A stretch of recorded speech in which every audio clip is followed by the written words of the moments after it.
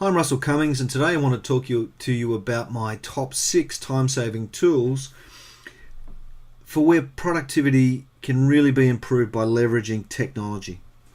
Now, this is a companion to our 30-minute webinar on improving productivity, how to save 8 hours in every week, and you can find a recorded version of that on our website. First tip. For me, it's about reducing travel time and or improving the quality of our telephone communication. Too many of us spend too much time traveling for meetings and or spending time on the phone that's unproductive. So a simple way to do this is to use video conferencing. So video conferencing is a great tool. Once it used to cost lots of money and be hard to get. Now the hardware is ubiquitous. It's just about everywhere. And with mobile internet, we can all use video conferencing. So the obvious solutions are Skype. VC is one that I use because it's got easy screen sharing. Or if you've got an Apple to Apple device, you can use FaceTime to do this. What it does is a couple of things. It actually helps by allowing you to eyeball people. It allows you better visuals so you can actually share your screens and documents and other things live. And it just gives you a better quality of communication. And often for many meetings you don't need to be there, or you may be able to log in remotely and save that travel time and cost for your company. If you need a more robust solution, then you might use GoToMeeting or GoToWebinar to do that. So that's my first one. Second tip is about reducing the time spent preparing memos and instructions and providing feedback to people. So too often we spend our time here typing up this stuff and trying to get the wording right and absolutely correct. It's often simpler to report back with a simple video or voice memo. So by using the technology that's available in our smartphones or our tablets, we can actually record a simple voice memo and send it off to somebody. If you do this within a tool like Evernote, it actually means distribution is easier because you can share notes, you can share notebooks, which are all updated and synchronized in different ways. So look to Evernote for that sort of stuff. For video memos or instructions, these are particularly good for giving instructions and on how to do things with people. You can use ScreenFlow or Camtasia software to do that. But there's a whole range of stuff you can use here. You can use a LiveScribe pen with the audio. You can either use GoToMeeting to record your screenshots and that sort of stuff, or Photo Booth if you happen to have a Mac. So the tools are available on your smartphone, on your tablet, on your laptop, and probably on your desktop to actually make this stuff happen for you. Reduce your time typing up meeting notes. Again, we seem to spend a lot of time typing up meeting notes. One of my solutions is just to handwrite neatly and circulate your notes electronically using a LiveScribe pen or even a stylus on your iPad. So I currently use an Adonit Jot Pro stylus, and on my iPad it's brilliant. But the LiveScribe pen is particularly good.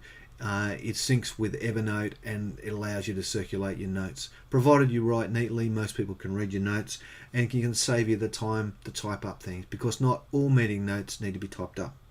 When we're talking about typing and collaboration and stuff, lots of people waste lots of time collaborating on documents with colleagues. It might be a simple letter, it could be a report, it could be a spreadsheet, it could be a PowerPoint presentation, whatever you do.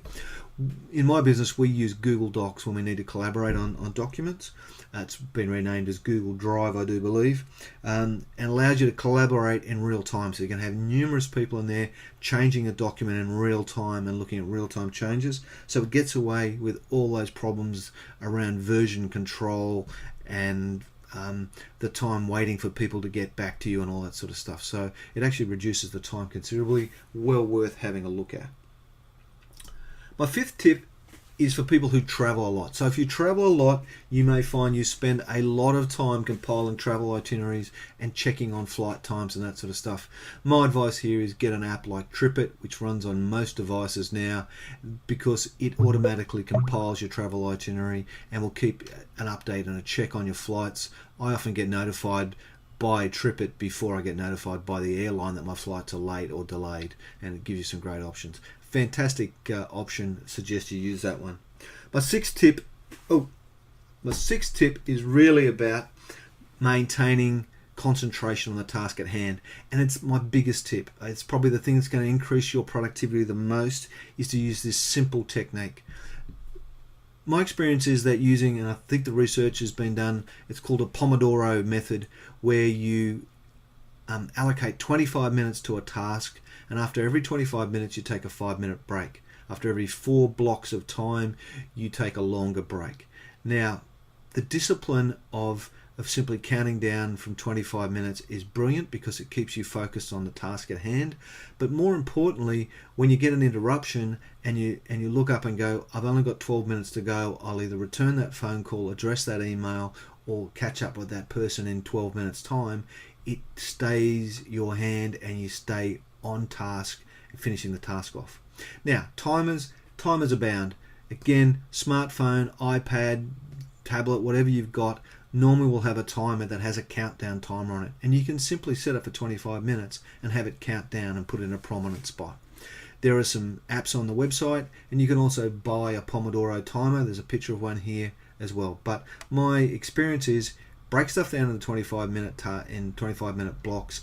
Go hard for 25 minutes, take a break to answer the phone calls and interruptions, then get back on and concentrate again for another 25 minutes, and you will be astounded at the increase in productivity.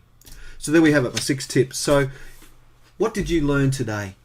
Are there any good tips, any good productivity hacks that you learned? Maybe you've got some that I haven't thought of. How will you apply some of this learning from today in terms of improving your personal productivity at home and or at work? Take a second for me and just fill out a comment below and share your experiences with others, because I think this is an area where we can all learn from. All right, that's enough from me. Thank you very much. More information and webinars on our website at sbdbusiness.com.au.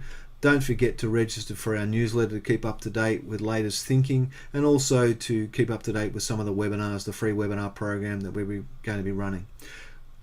Thanks a lot. Have a great day. Bye.